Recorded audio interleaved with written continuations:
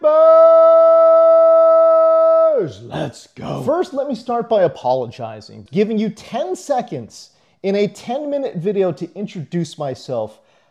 I apologize. That is my fault. That's my bad. I'm not allowed to tell you my name is James Coe, aka the Sleeper King. I definitely should not have been telling you guys that I've won 4 Emmy Awards. Again, my bad. I shouldn't have told you that I've won a Chris Harris Associated Press Reporter of the Year award. That's my bad. I apologize. I definitely should not have told you that I've won an Edward R. Murrow Award for Best in Journalism. Again, my fault on that one. You know what? As a matter of fact, I know for sure I am not allowed to tell you that I've won 2 Fantasy Sports Writers Awards for literally creating videos. That is, you know what? That's bragging. I apologize. Not allowed to do that. You'll never see that again. So again, my bad. Please forgive me, guys, for making this cardinal sin. But anyways, on to the video. At the quarterback position, Aaron Rodgers is taking on Cincinnati, and y'all know what to do. Cincinnati, they've been atrocious. They've been horrible stopping the pass. And meanwhile, Pittsburgh's been the same way. So I tell you what, if you've got Joe Flacco, fire him up. But Aaron Rodgers against Cincinnati, looking pretty good too. The Bengals have allowed the 2nd most fantasy points per game to the quarterback position. And remember, Aaron Rodgers against this very same Bengals unit tossed 4 touchdowns earlier this season. The other obvious sleepers got to be Geno Smith taking on Dallas. Again, if Cincinnati's been bad, Dallas is right there with them, man. They have allowed the most fantasy points per game to the quarterback position this year. And I know Geno has not been good, but you know what? Against the bottom dregs of pass defenses in the NFL, Geno's actually produced, man. He had a 3-touchdown game against the Commanders, and he posted an Abe Lincoln, aka 4 scores, against the Jaguars earlier this season. Both teams are bottom 5 when it comes to fantasy points allowed to the quarterback spot. At running back, let's talk about Woody Marks taking on the Tennessee Titans. Woody Marks saw this Tennessee Titans defense in week number 4 and had one of his best games as a pro. Nearly 28 PPR points, 2 touchdowns, and almost 120 scrimmage yards. And it's not like the Tennessee Titans' run defense has gotten all that much better. They allow 4.92 yards per carry to opposing running backs. That's the 5th worst in the NFL. And the 14 total touchdowns they have allowed to this position group, guess what? That is dead last. Speaking of yards per carry allowed to opposing running backs, the Buffalo Bills, my goodness gracious, they've been gashed on the ground. 5.36 yards per carry allowed to opposing running backs. That's the 3rd worst mark in the NFL. And who are they taking on this week? Well, that would be Rachaad White and the Tampa Bay Bucks. If you've got them, fire them. And starting running backs have been productive against the Bills. In 7 of 10 games this year, starting running backs have scored at least 12.5 PPR points. And oh, by the way, the total on this game is 49.5. If you're looking for increased touchdown exposure, this is the game to get into. Kareem Hunt is taking on the Denver Broncos, and while the fantasy points against numbers would suggest this is a bad matchup, I tend to disagree. The Broncos have allowed the 5th fewest fantasy points per game to the running back position, but again, it's a compromised D right now. Linebacker Alex Singleton, he's battling cancer. We wish him the best. But all-world corner Pat Surtain, he's also battling an injury. Again, I think it's fair to say the Broncos defense not operating at full capacity right now. And I would say this, running backs on bad offenses have been absolutely crushed by this defense.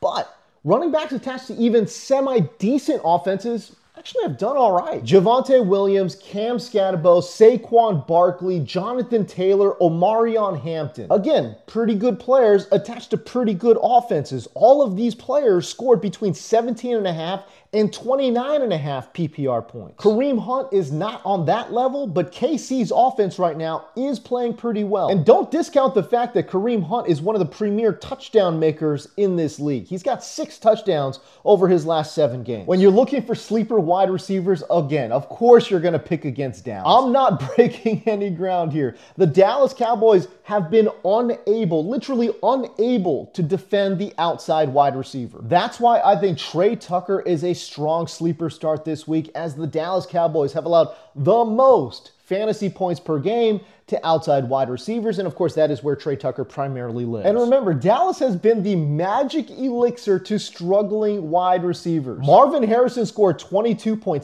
PPR points, Ted McMillan 17.9, Garrett Wilson 19.1, Romeo Doubs a whopping 29.8 PPR points, all against Dallas. Speaking of outside wide receivers, I think Quentin Johnston, QJ, is in a pretty good spot against the Jacksonville Jaguars. The Jags have allowed the second most receptions and the third most receiving yards to those wide receivers lined up outside. It wasn't a huge box score last week, but he did see 10 targets. And Justin Herbert has leaned upon QJ in the red zone. Quentin Johnston has scored 6 times in 9 games played. And oh, by the way, the Jags have allowed the second most touchdowns per game to outside wide receivers. We talked about that Bills-Bucks game potentially being a high-scoring affair. That's why I think Keon Coleman could be a sneaky little sleeper play this week. The Bucks have allowed the 4th most fantasy points per game to outside wide receivers. Coleman saw a very solid 8 targets and scored a touchdown last week. It's a 49.5 point total, but Buffalo has an implied score of 27.5. That's the second highest of the week. If we're talking about touchdown exposure, certainly Keon Coleman has it. I got a few deep sleepers here as well. I want to start with Nuk Hopkins. Rashad Bateman is working through an ankle injury, and the snap share in Baltimore obviously wide open outside of Zay Flowers. The matchup is average, but it is worth noting that the Browns have given up 8 touchdowns to outside wide receivers this year. That's tied for the 4th most per game. Malik Washington is another deep sleeper this week as he takes on the Washington Commanders. The Commanders have given up the most receptions, the most yards, and most importantly, the most fantasy points to wide receivers lined up inside this year. They also give up big plays in the slot as well. 10.62 yards per pass attempt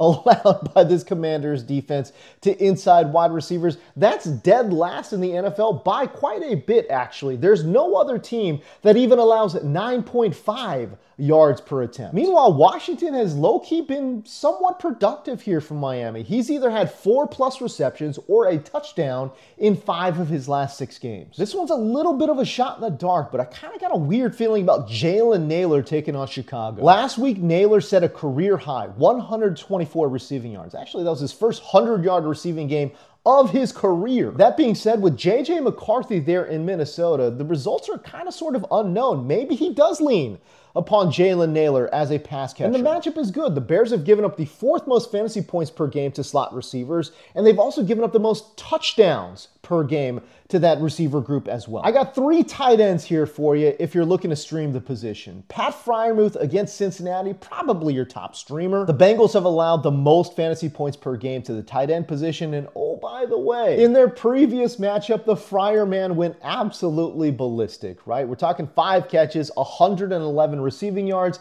and count them, 2 touchdowns. I don't think he's going to get to those heights this week, but again, he is a very solid streaming option. I like Zach Ertz against Miami, and I like Greg Dulcich against Washington as well. In regards to Zach Ertz, the Dolphins have allowed the 3rd most fantasy points per game to the tight end position. They're bottom 5 in yards, completion percentage, yards per target, and touchdowns per game allowed to this position group. And because of all the injuries, Ertz has become a very critical part of this Washington passing attack. Over his last 5 games, Zach Ertz is averaging 5.6 targets per game, and he's taken home 4 or more receptions in 4 of those 5 games. If you're looking for a deep sleeper, I actually really like Greg Dulcich against Washington. The Commanders have given up the 10th most fantasy points per game to the tight end position. And Mike McDaniel, he's like a moth to flame when it comes to throwing up targets to his tight end. We saw it with Geno Smith last year. We saw it with Darren Waller when he was active. And shoot, we may see it this week